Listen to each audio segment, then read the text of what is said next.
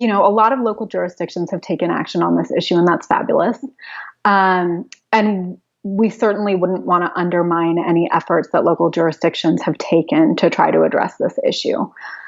By the same token, a federal policy would be much better. And one of the issues, in addition to a policy not applying uniformly because it's not federal, what we've seen is that in certain jurisdictions, there is now state legislation that's attempting to preempt local governments as they try to take action. So, for example, you live in Wilmington, say your city passes a local ordinance that bans straws, but then the state of North Carolina decides to pass legislation saying that your city can't actually enact that ordinance.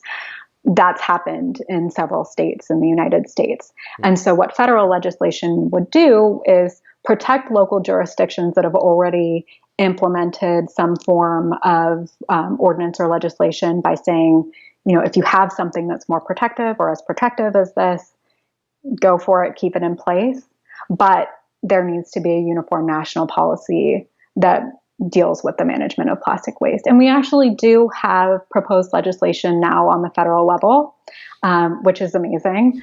Given, as you've said, political will and political climate, still very much remains to be seen what will happen with that. But Senator Udall of New Mexico and Representative Lowenthal, native here to Southern California, have proposed what's called the Break Free from Plastic Pollution Act, and that's sitting on the Hill right now, and is again a more comprehensive package. It has a ban component, it has an extended producer responsibility component, it has a component that deals with recycling and waste management infrastructure. So it's intended again to be kind of a more holistic policy solution.